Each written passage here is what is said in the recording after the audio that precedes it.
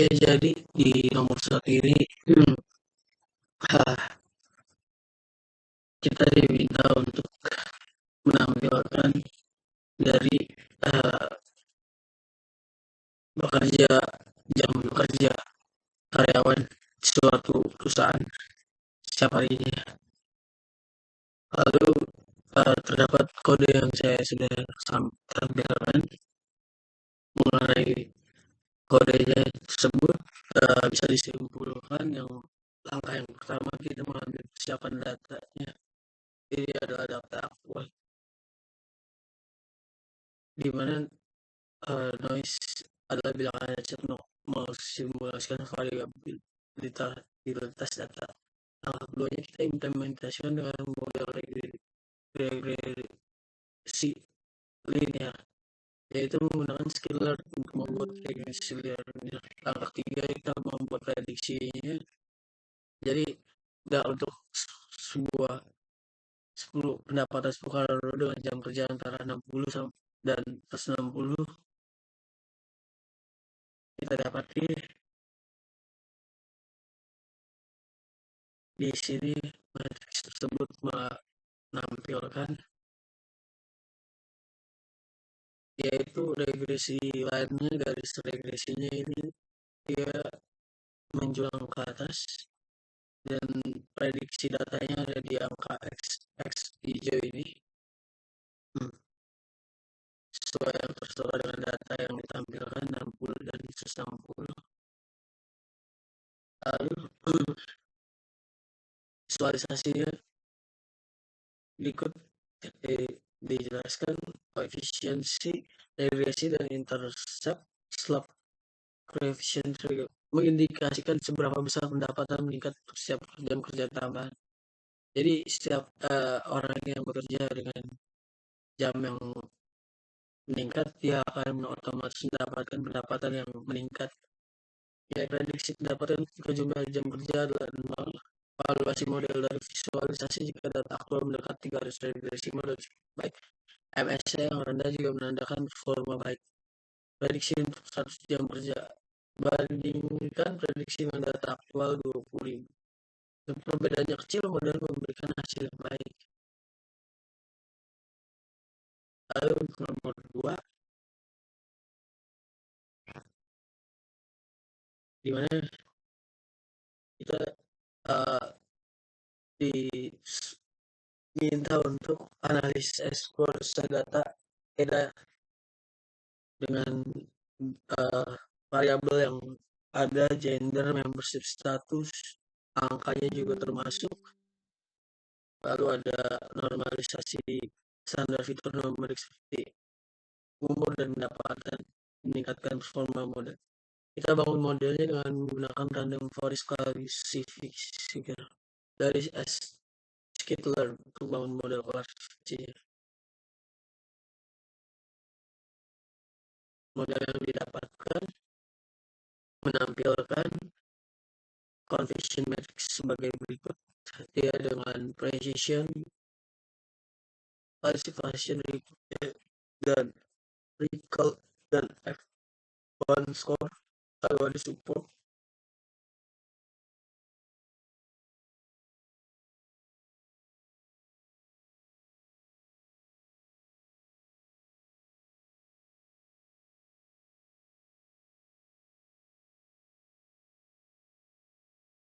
Di mana kode tersebut menampilkan datanya itu di distribusi data, dia memahami polanya dan dia menggunakan pivot untuk hubungan antar fitur. Lalu dia akan processing antara gender dan membership status, lalu dia encode ke bentuk numerik dan dia akan normalisasi ke fitur-fitur seperti umur dan pendapatan skala yang seragam. Model random forest ini dilatih pada data pelatihan membuat prediksi untuk data uji. Evaluasinya menggunakan matriks seperti akurasi, precision, recall, dan F1 score. Membuat matriks kebingungan untuk memvisualisasikan hasil. Interpretasinya yang didapatkan, fitur yang memiliki kontribusi tinggi dapat menjadi fokus untuk peningkatan. Rekomendasi diberikan berdasarkan hasil evaluasi. Jadi ini rekomendasinya diberikan sesuai dengan hasil evaluasi. Classification report, juga precision recall F1 score-nya semuanya muncul. Lalu untuk nomor 3, inilah kode yang ditampilkan.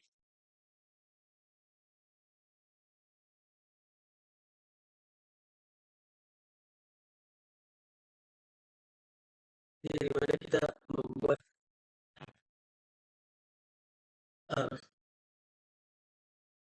convention metric of forest untuk soal orang-orang yang menonton film.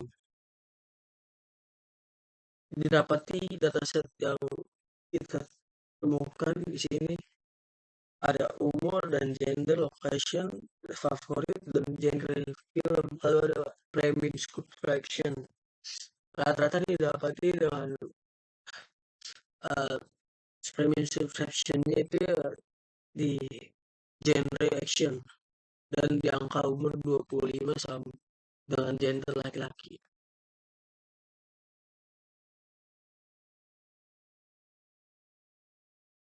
Di sini juga menampilkan sama seperti nomor 2, dia memiliki akurasi, precision, dan recall. Lalu ada F1 score-nya juga. Classification report-nya tertera 0 dan 1, dan precision 0,62, 0,38, recall 0,80, F1 score 0,70, support 25, dan sebagainya.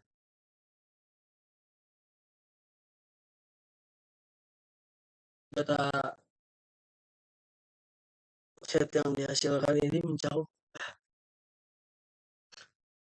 fitur usia, jenis kelamin, lokasi genre, favorit, dan status premium. Data diacak dihasilkan untuk simulasi, lalu akan di-processing data encode variabel kategori menjadi angka menggunakan teknik one-hot encoding dan label encoding. Dataset kembali dibagi menjadi data pelatihan 80% dan data uji 20%. Pelatihan modelnya menggunakan logistik regression dan random forest. Masing-masing dilatih pada data pelatihan. Evaluasi yang didapatkan dari model tersebut mencakup akurasinya, precision-nya, recall-nya, dan advance score-nya. Visualisasi convention matrix dan pervaluasi untuk menilai performa model. Optimisasi model juga didapatkan.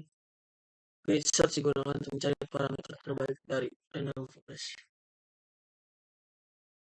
Lalu ada pertanyaannya, kesimpulan performansi modelnya, yaitu evaluasi metrik dan visualisasi ROC menunjukkan seberapa baik model dalam konteks deteksi langganan premium. Perbedaan akurasi versus F1 score juga mengukur keseluruhan prediksi benar, sedangkan F1 score lebih relevan jika terdapat ketidakseimbangan kelas, misalnya lebih banyak pengguna non-premium. Saran optimalisasi mengumpulkan lebih banyak data untuk fitur seperti riwayat penonton, dan kita coba lagi algoritma lain seperti gradient boosting atau XGBoost. Lalu dilakukan fitur engineering untuk menciptakan fitur baru yang bermakna. Demikian hasil kesimpulan yang sudah saya buat soal dan jawaban dari kuas mengantar kecerdasan buatan ini. Terima kasih. Selamat malam.